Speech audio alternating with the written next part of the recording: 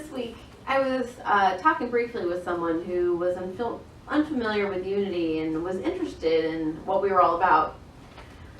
And so, among other things, I said, well, we don't focus on sin and unworthiness like a lot of other traditions. Now, usually when I'm using descriptors, I don't focus on what is not, but try to focus on what is. But sometimes the clearest route is to say how you're different, right? And so to say our focus is on our inherent goodness and godness is a departure from most Christian doctrine. Kind of a big deal. So we have talked some in our Bible classes about all of this, and one of the students asked, well, without atonement, why do we celebrate Easter? Really good question. And guess what? It's Easter, so we're going to talk about it. So let's talk about Easter. There's a number of theologies around the meaning of Easter, or the meaning of Jesus and the cross and the crucifixion and the resurrection and all of that stuff. That's what I mean when I say all that.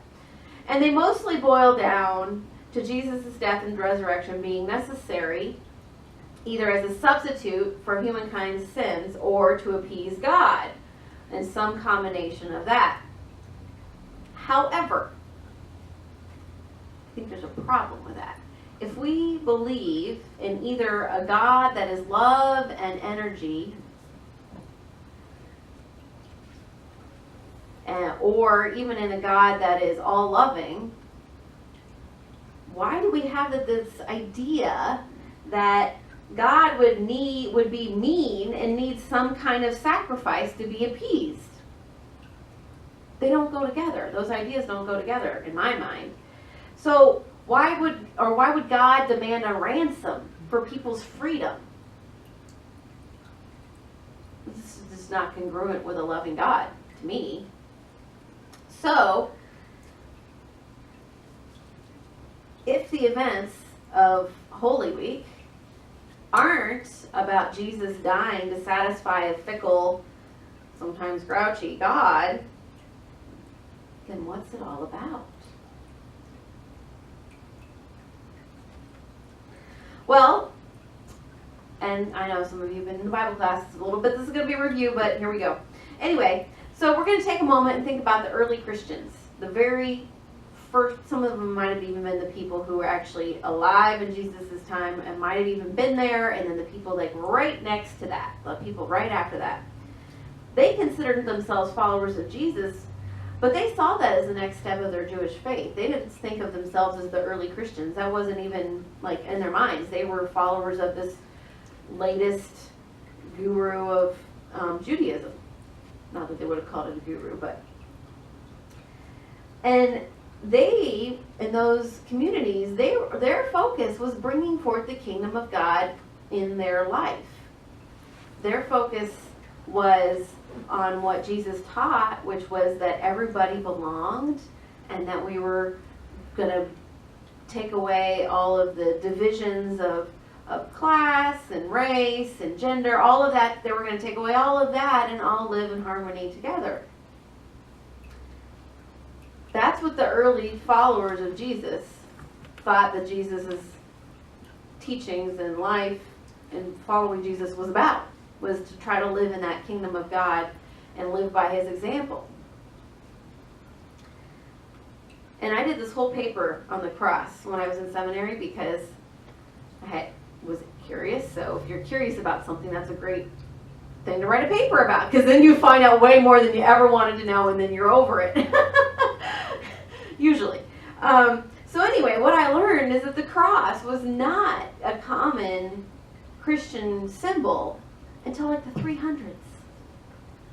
We think of it as that because it's so prevalent now, but it wasn't.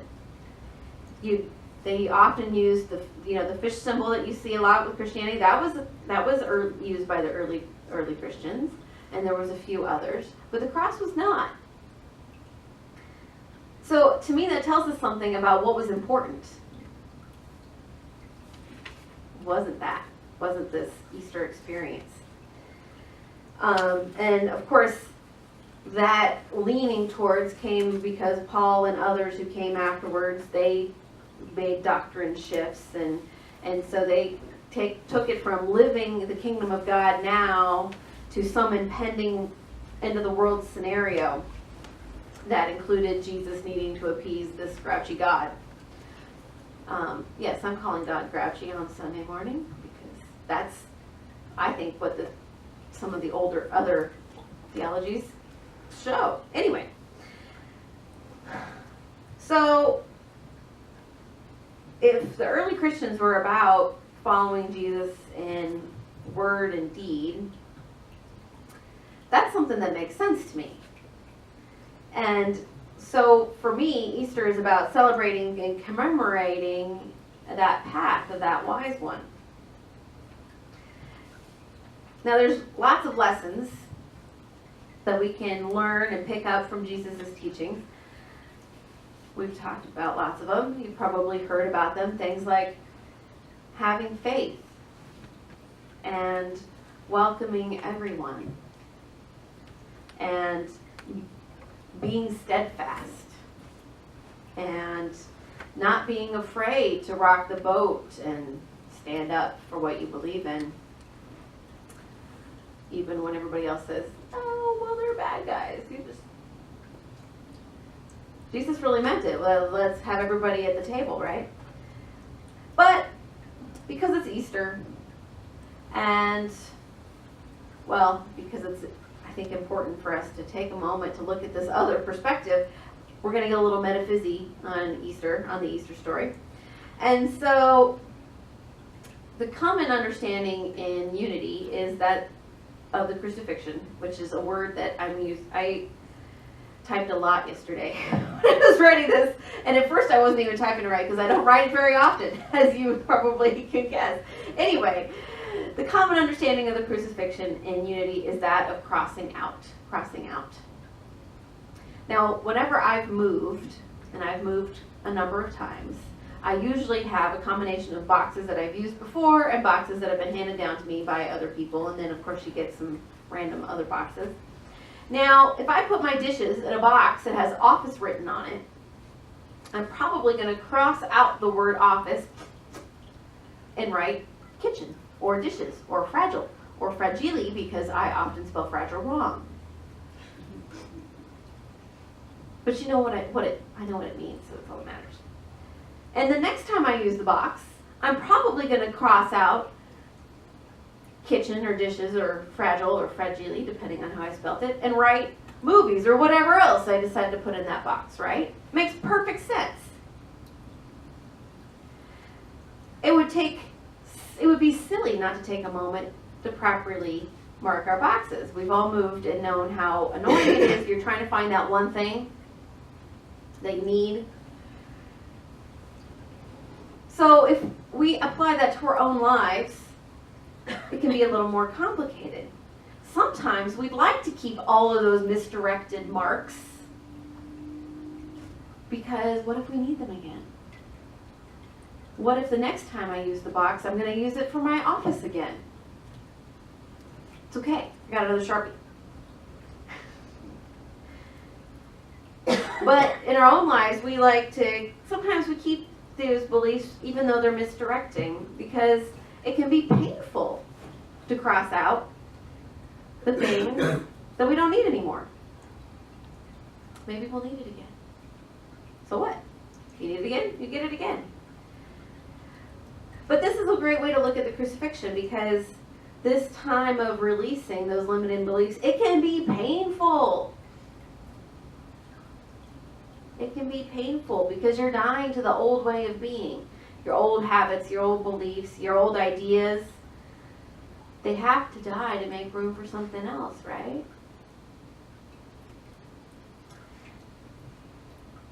And when we make room for something else, well, that's the resurrection experience.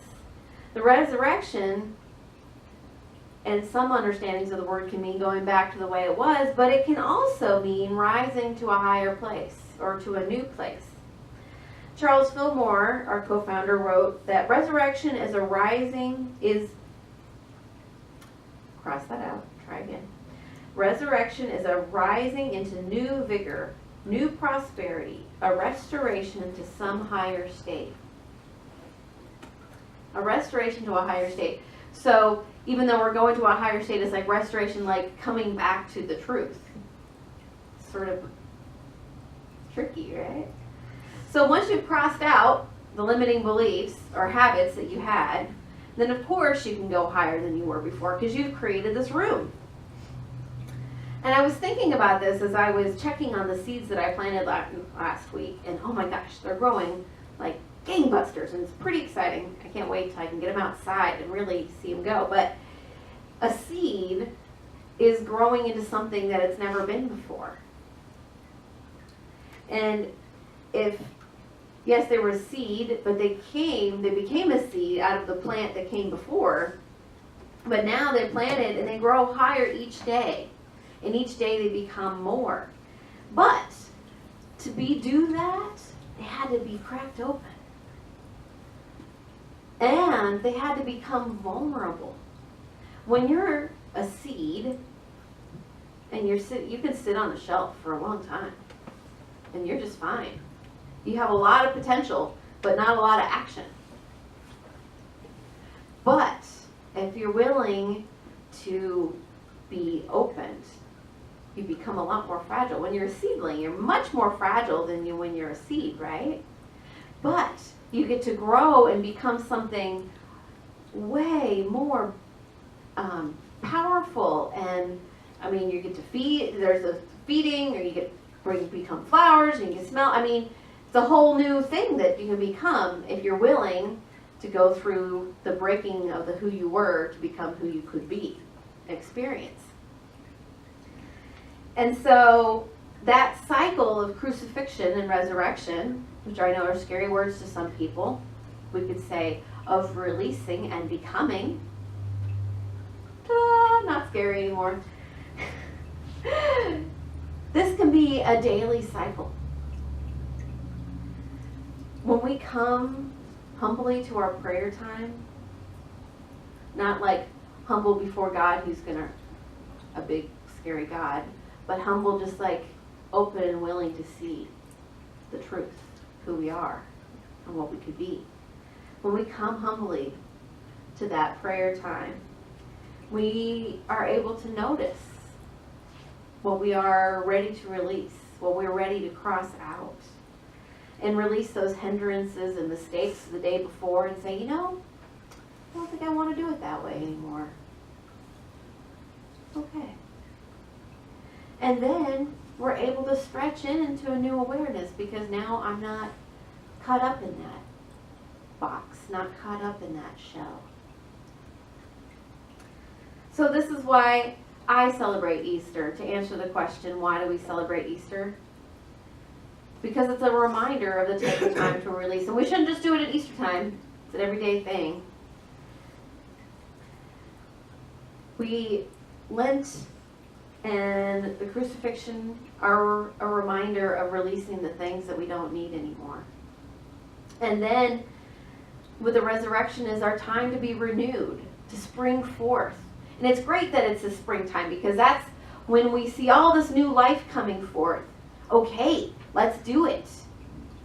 Let's do it. Let's be new life coming forth. And so each day is an Easter day because I endeavor to break open whatever limiting box I may be believing and reach my face like a seed toward the sun.